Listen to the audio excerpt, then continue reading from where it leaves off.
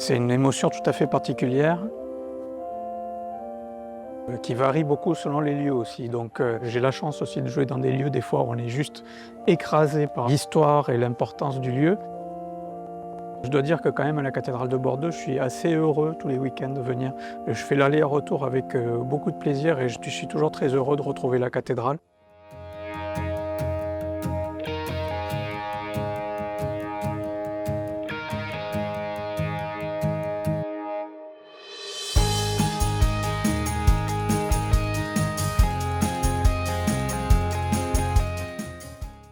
Bonjour, Jean-Baptiste Dupont. Donc, je suis organiste de la cathédrale de Bordeaux depuis 12 ans et musicien concertiste. Depuis mon enfance, j'ai été attiré par la musique. J'ai voulu faire du piano vers 8-9 ans.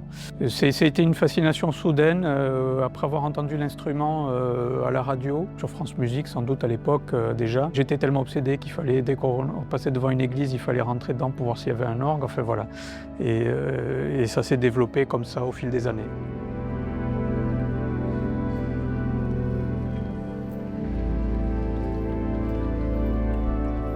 Ce qui est intéressant justement avec l'orgue, c'est que c'est l'instrument de musique qui est le répertoire le plus riche de tous en fait finalement. Parce que le répertoire de l'orgue couvre à peu près 4-5 siècles de musique. Et puis il y a une autre particularité de l'orgue, c'est l'improvisation. L'orgue est un instrument qui est un véritable orchestre à lui tout seul, avec une grande dynamique de l'extrêmement doux à l'extrêmement fort, avec plein de couleurs sonores. Et donc tout ça à la portée d'un seul musicien, et pour l'improvisation c'est absolument génial. C'est comme si un chef d'orchestre avait la possibilité du bout du doigt d'improviser avec son orchestre entier. Alors ici on se trouve maintenant à l'orgue de chœur, donc on a changé de côté de la cathédrale, et devant ce qu'on appelle la console. Donc la console, c'est un peu le cockpit de l'organiste, c'est de là qu'il va commander l'orgue, avec les claviers. Donc vous voyez, il y en a plusieurs, il peut y en avoir 1, 2, 3, 4, 5, et même dans les très grands instruments, 6 et 7, encore aux États-Unis, 7 claviers Atlantic City. Et un pédalier, donc c'est la même chose qu'un clavier, mais avec des touches plus larges, qui sont à l'échelle des pieds, tout simplement. Ensuite, on voit tous ces boutons, les registres qu'on tire, et qui appellent les instruments. Donc ici, par exemple, je vais avoir une sorte de flûte. Ou alors des trompettes comme ça.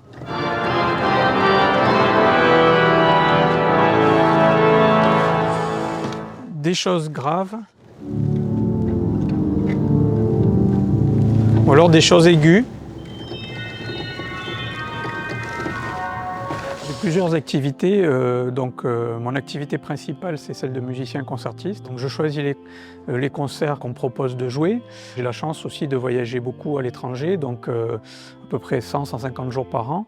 Il faut quand même travailler pour maintenir un niveau de répertoire, être prêt. Ça demande un travail permanent, journalier, de répétition, d'entretien. Comme un sportif entretient ses muscles finalement. Je suis aussi expert dans les orgues pour les restaurations, donc ça prend j'allais dire un bon tiers de mon emploi du temps. Et puis alors ici, il y a une particularité aussi, c'est qu'on travaille sur le projet de la reconstruction du grand orgue. Et donc là, je dois avouer que ce projet-là prend une part non négligeable de mon emploi du temps. Autre chose, il y a ces petits boutons là qui s'allument. Donc ça, c'est des combinaisons. Donc là, on a déjà un orgue qui a été modernisé avec une console mobile qu'on peut déplacer dans le chœur, ce qui est très pratique pour faire les concerts et tout ça. J'ai un petit ordinateur qui va enregistrer les combinaisons. Et après, donc j'ai plus qu'à appuyer sur le bouton et tous les registres changent tout seuls. Donc ça, c'est très très pratique pour les concerts. Et je peux passer de quelque chose de très doux, quelque chose de très fort, en un instant. Et faire toutes mes enregistrations, toutes mes couleurs.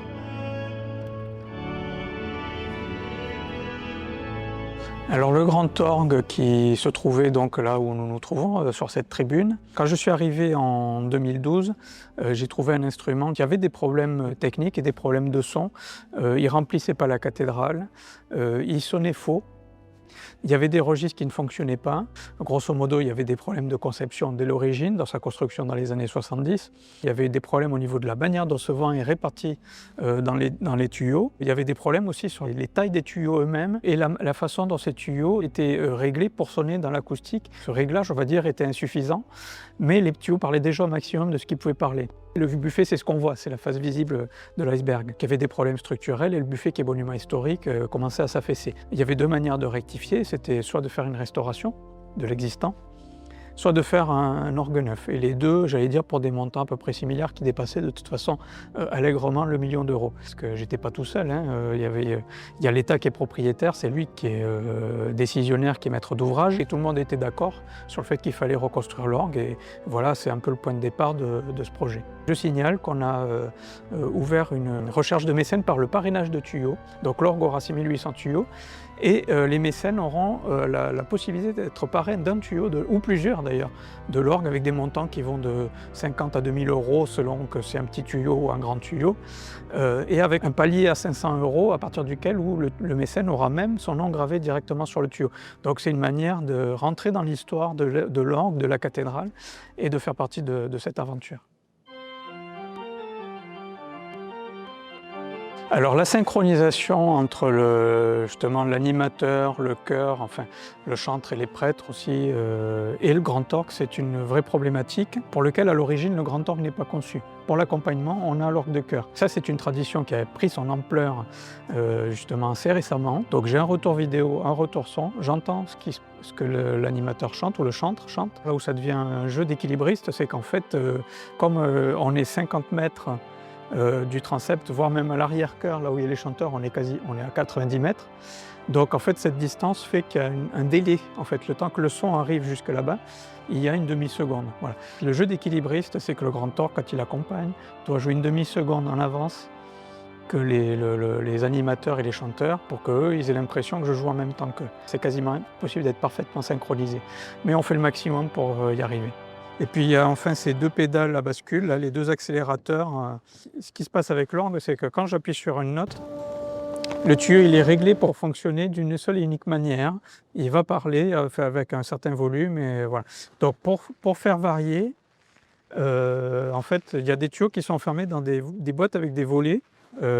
Et donc, tout simplement, ces pédales commandent les volets, ils permettent de les ouvrir ou de les fermer.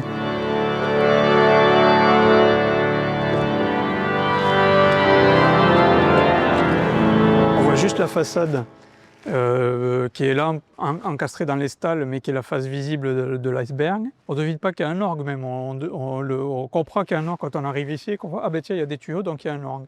Mais il faut aller voir de l'autre côté. Donc là, j'allume la lumière et puis je vais ouvrir là justement ces volets. Et donc là, déjà, on commence à entrevoir ce qu'on ne voit pas en temps normal. C'est qu'il y a plein de tuyaux. On voit la moitié en fait arrière de l'orgue, et l'autre moitié est de l'autre côté. C'est les tuyaux qui correspondent en général au deuxième clavier. On appelle ça récit expressif parce qu'il devient expressif grâce à ces volets comme ça qu'on peut ouvrir et fermer.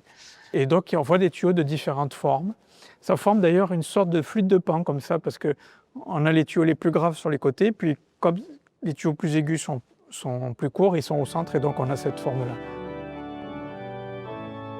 On a un instrument qui est tellement magnifique, avec un répertoire multiséculaire, un patrimoine d'une richesse incroyable.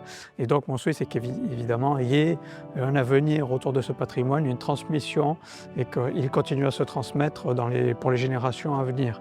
Et c'est là que le projet de l'orgue de la cathédrale a beaucoup d'importance, c'est qu'on est sur un projet qui est tellement merveilleux, tellement hors norme en termes de dimension, que inévitablement autour de ce projet il se crée des vocations. Un émerveillement pour des jeunes autour de cet instrument, et pas seulement à la construction, après aussi de l'entendre faire résonner la cathédrale. Et là on y croit beaucoup. Voilà, c'est quelque chose de très important pour ce projet. Ça pourrait paraître un petit peu téléphoné, mais pour un musicien et pour un artiste, je crois que rien de mieux que l'évangile des talents. C'est quelque chose que je répéterai souvent à mes enfants. Quand on a reçu un don pour quelque chose, c'est un crime de ne pas le faire fructifier. Ça donne une responsabilité, on a une responsabilité, il faut le faire fructifier, il faut travailler encore plus. C'est pas le seul qui me parle, mais que je retiendrai par rapport à ma vie de musicien, c'est celui-là.